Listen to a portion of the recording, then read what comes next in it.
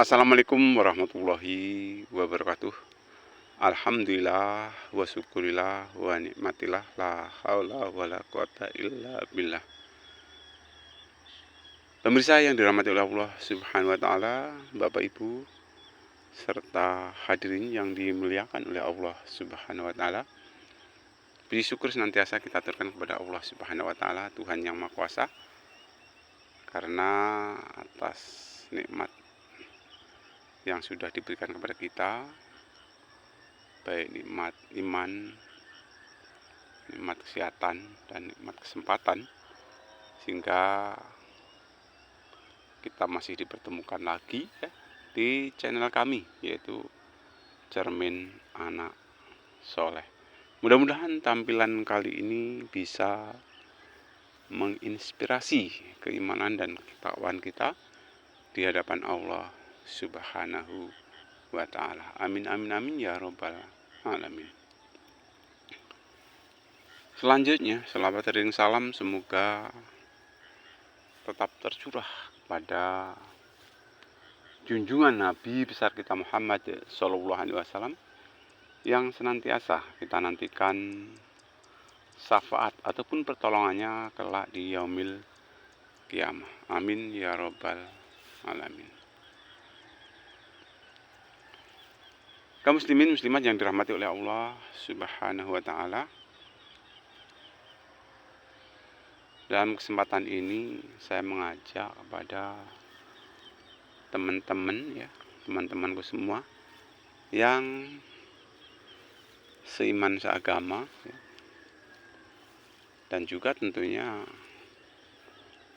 yang berada di Indonesia pada umumnya, dan khususnya warga negara Indonesia yang muslim.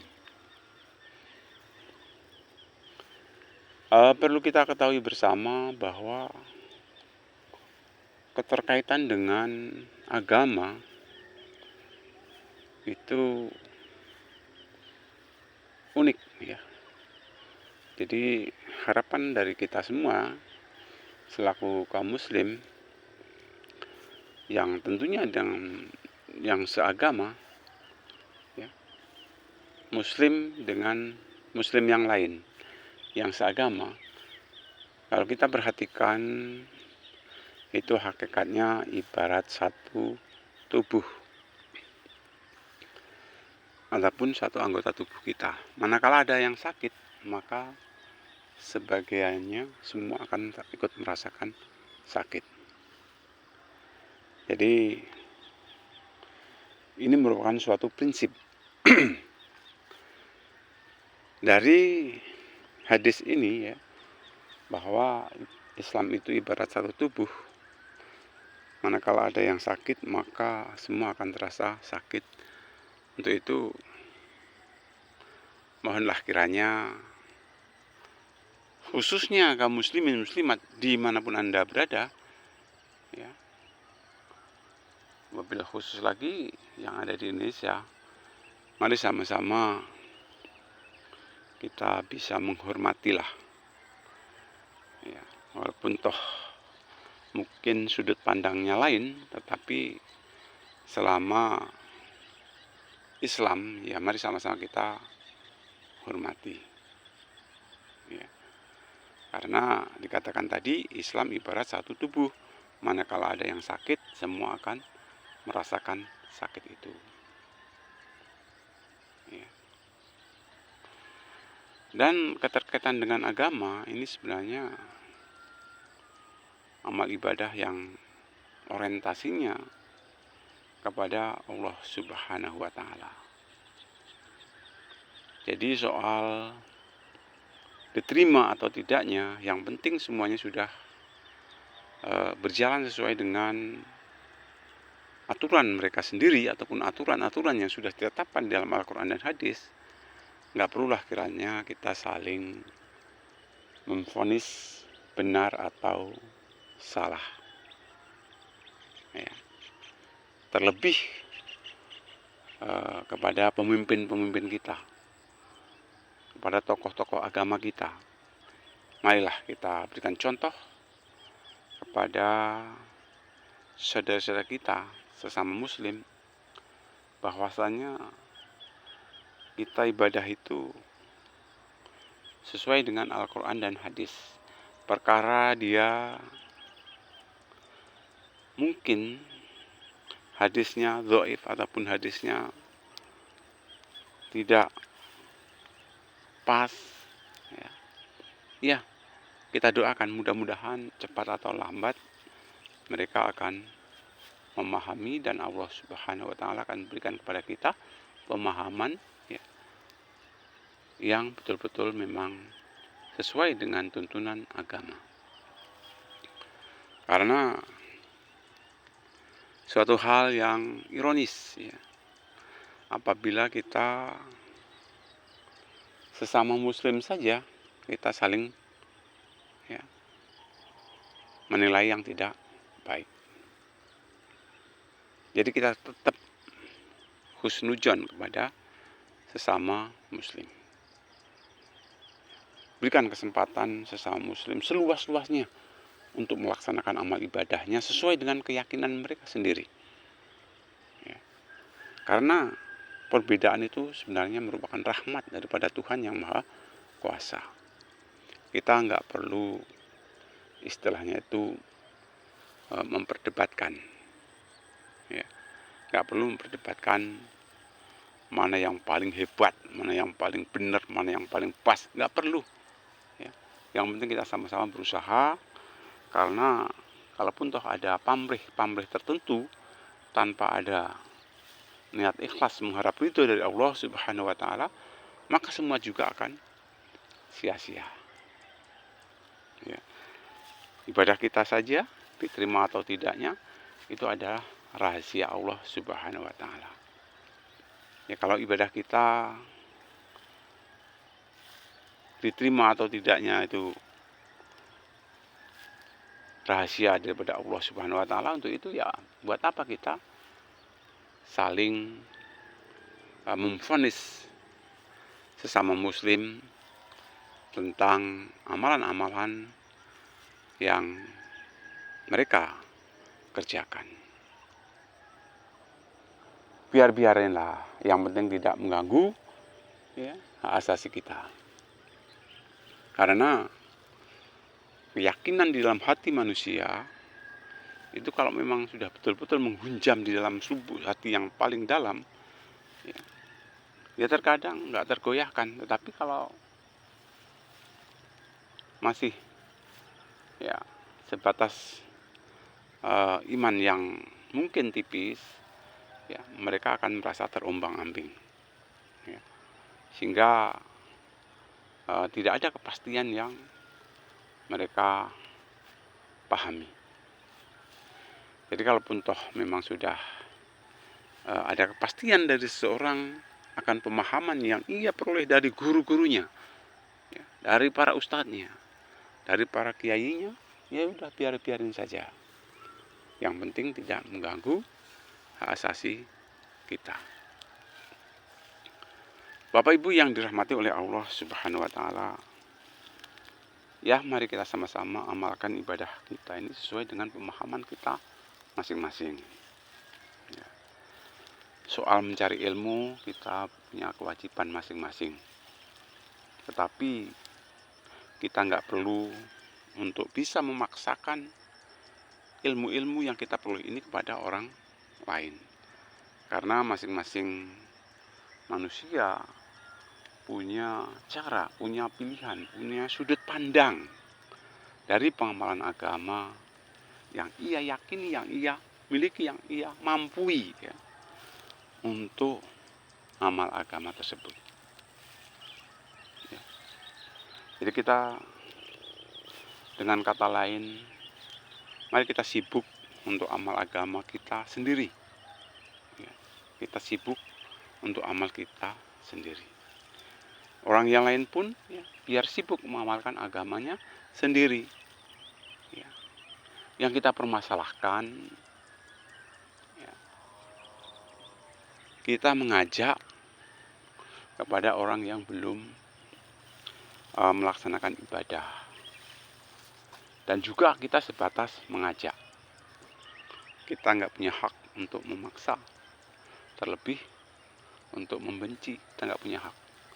Kita harus saling mencintai, harus saling menghormati, harus saling menghargai, harus saling toleransi. Ternyata toleransi bukan hanya dibutuhkan oleh orang yang agamanya berbeda saja, tetapi toleransi pun ini juga perlu dimiliki oleh sesama muslim. Yang penting sesama muslim, mari sama-sama kita saling merangkul dalam soal kemasyarakatan.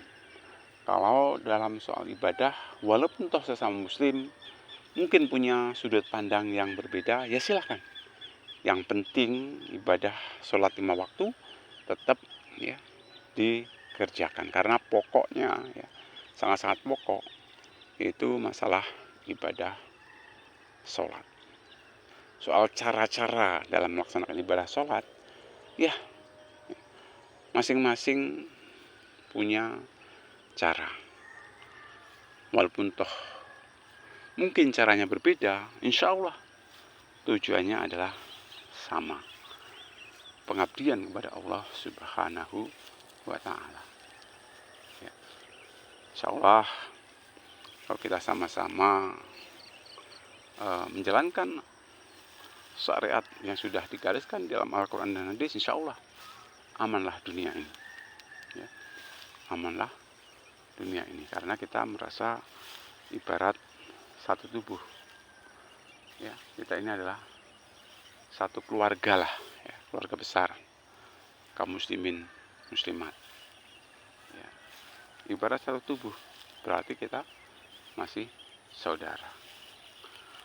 Bahkan ya, belum dikatakan sempurna muslim seseorang, iman seseorang, sebelum dia itu mencintai orang lain sebagaimana mencintai diri sendiri. Jangan saling membenci lah ya. Jangan saling membenci, ya. Jangan saling adu kepintaran, ya. Jangan saling menjatuhkan, jangan saling menghina, ya. Karena dalam Al-Quran pun tidak boleh kita ini menghina. Karena apa? Karena boleh jadi ya, justru yang dihina tersebut lebih baik daripada yang menghina. Kita nggak boleh ya, mencemooh sesama muslim. Bahkan mencemooh kepada siapapun kita tidak diperkenankan. Maaf kepada teman-teman semua ya. Saya tidak bermaksud untuk menggurui, tetapi melihat kondisi yang ada itu seolah-olah ya, saat ini semuanya ya merasa yang paling dan yang paling. Untuk itu ya kita sama-samalah ya, bahwa hakikatnya kita ibadah ini semata-mata hanya mengharap ridho dari Allah Subhanahu wa Ta'ala. Mari kita luruskan niat kita ya. Mari kita jaga iman takwa kita. Ya kita bisanya cuma mudah-mudahan. Mudah-mudahan amal ibadah di sepanjang hayat kita ini senantiasa mendapat ridho dan diridhoi oleh Allah Subhanahu wa Ta'ala. Mudah-mudahan kita dijadikan muslim yang sejati, Islam yang sejati, dalam artian kita sama-sama menghormati kerjasama yang baik sehingga terwujud kerukunan bermasyarakat yang baik. Soal ibadah, walaupun toh kita sesama muslim ada sedikit perbedaan, jangan dijadikan permasalahan. Karena semua itu adalah punya dasar, punya sudut pandang sendiri-sendiri. Sehingga kita nggak perlu memaksakan bahwa ini yang paling benar, ini yang paling baik, ini yang paling bagus. Tidak perlu. Karena hakikatnya ibadah kita diterima atau tidaknya itu adalah rahasia daripada Allah Subhanahu wa Ta'ala. Unsur keikhlasan ya, itu merupakan hal yang prinsip di dalam kita beramal ibadah. Di samping ikhlas juga niat yang tulus. Insya Allah kalau kita betul-betul amal ibadah secara sempurna, secara baik, sesuai dengan aturan-aturan yang telah digariskan oleh Rasulullah SAW, yaitu di dalam Al-Quran dan hadis, insya Allah kita akan selamat baik di dunia ini, terlebih nanti di alam akhirat. Karena sudah ada perintah daripada Rasulullah SAW, aku tinggalkan 2 perkara kepadamu, yang apabila kamu berpegang teguh kepada 2 perkara tersebut, maka kamu akan selamat untuk selama-lamanya. Dan 2 perkara yang dimaksud adalah Al-Quran dan hadis. Mari kita punya kemampuan yang terbatas, kemampuan nisbi ya, terbatas. Untuk itu jangan mudah terpengaruh kepada siapapun, jangan mudah menilai akan kemampuan amal agama kepada siapapun, tetapi marilah kita banyak-banyak introspeksi diri, banyak-banyak mawas diri, banyak-banyak menilai diri sendiri. Sudahkah keimanan dan ketakwaan yang kita miliki ini benar-benar sesuai dengan ketentuan yang ada? Sudahkah amal perbuatan kita ini kita laksanakan dengan penuh keikhlasan? Buat apa kita mencari-cari kesalahan orang lain? Lebih baik kita sibuk untuk mencari-cari kekurangan, mencari-cari kesalahan diri kita sendiri. Betapa banyak mungkin ya salah kita, ya. Betapa banyak ya, bukankah kita disuruh oleh Allah Subhanahu wa Ta'ala untuk menutupi aib sesama muslim ya. Kita nggak boleh seujan kepada sesama muslim.